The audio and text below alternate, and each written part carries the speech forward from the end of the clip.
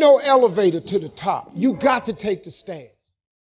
The elevator don't go to the top, man. Not in the world of success. You have control of this. This belongs to you. This is yours. You're the captain. You're the master. You're the foreman. You're the general. You're the head. Don't give control of this to nobody. Get off of Instagram and Snap. And get off all these blogs. And get into something that can really, really move your life forward. Listen, getting successful, it's not a magic trick. You can decide to be rich. It's highly doable. But you first have to think it. The difference between successful people and non-successful people is here. I'm no better than none of y'all. If you want to be successful, you have to change this. This has to change. Listen to me. It's not what makes it hard is your lack of belief that it can happen for you. The fact of it is, though, it's very doable. See, but you got to change, though. If you keep doing what you've been doing, you're going to keep getting what you've been getting. So if you're at a place in your life and you ain't happy with it, you have to change some things. But you have to make a conscientious decision that you're going to change. And it's not dependent on anybody else. It don't matter what your mama think. It don't matter what your coworkers think. It don't matter what your siblings think. It don't matter what your children think. It don't matter. They have nothing to do with it. This decision is yours and yours alone. Let me tell you something. You get to decide if I'm going to be rich, poor, mediocre, plentiful, happy, sad. You have a decision to make. It's really not important what the majority of people that are blogging are saying. As a matter of fact, bloggers are not relevant people, they're not shakers and movers, and they're not decision makers, and they're not power brokers. So when you spend so much time in the blog world, the Instagram world, the chat world, all of this, you're wasting valuable time. If I was young and I had what you have, and you're the brightest group of young people that have come along in a long time, man. Millennials are absolutely brilliant because you all have technology. I had no technology growing up, nothing. You couldn't download a book. You had to go to the library, go to the card catalog, pull it open, find the book, find the number, go get on the elevator, go to the row, find the number book, get the book, and hope somebody ain't told a page out that you want to read. That's what it used to be. When my mom and them finally got the money together to help us educate ourselves, they bought an encyclopedia set, Britannica, Funk and Wagner, and everything you wanted to know was in that encyclopedia, and that's all you could know. If you want to look up something about elephant, and they had 2 pages on elephants, that was what your knew about an elephant. Y'all got Google.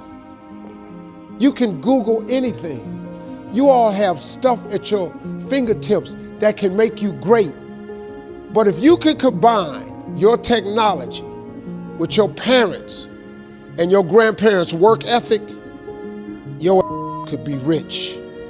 You could be rich, man. But you cannot erase the work ethic part. There is no getting around. Ain't no elevator to the top. You got to take the stairs. The elevator don't go to the top, man. Not in the world of success. You got to take the stairs. Y'all got to start getting gritty, man. I hate it when I see young people wasting their time, wasting all this technology got, just bull. Just sitting around in this world that's been created for you that everything is instant. I was arguing with my son the other day. We're having a debate. I thought, man, I'm finally sitting with one of my sons having a healthy debate. I told him that from Cleveland to Nashville was about 500 40 miles, something like that. He Googles it while we're talking. He said, no, Dad, you're wrong. It's 526 miles. You. I said 540. It's amazing, man, how you rely on technology and it's a help to you. But young people, you got to get gritty, man. You got to develop some dog in you. You got to understand that success, you can't Google success. Go Google it. You can't Google it, man. I got something else for you. Because I've lived so long and I've been exposed to so many things. I've seen stuff hopefully you'll never see. And I've seen some things I hope one day you do see. But go Google exposure. It ain't gonna take you nowhere. I've been around the world, man, because I've traveled it. But I traveled it because I've made myself uncomfortable. I have a life of convenience now. But in order to get the life of convenience, you gotta have a very uncomfortable life. You got to get comfortable being uncomfortable.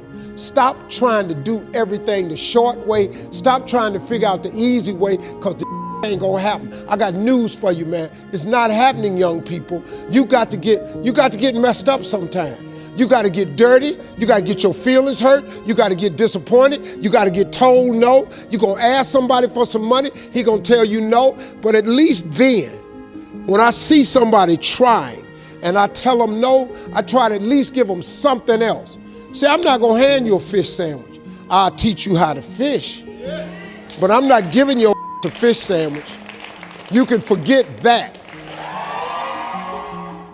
Once you get this, y'all, you can change everything. Do you understand? Negativity, you can protect yourself from negativity. And that's what stops most people, negative thoughts. You can coat your mind from negativity.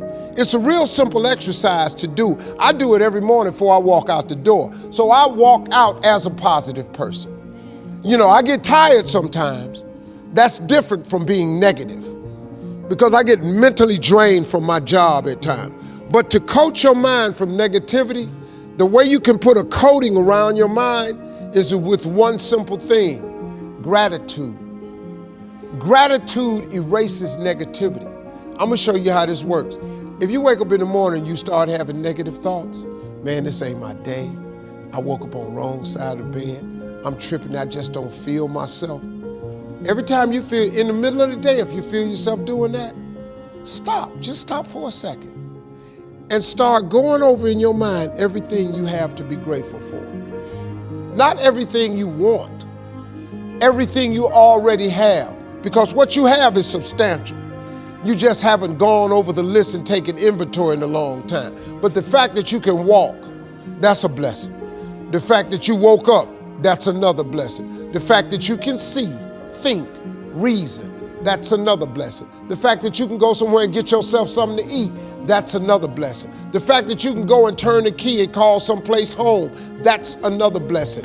The ability to dream is a blessing.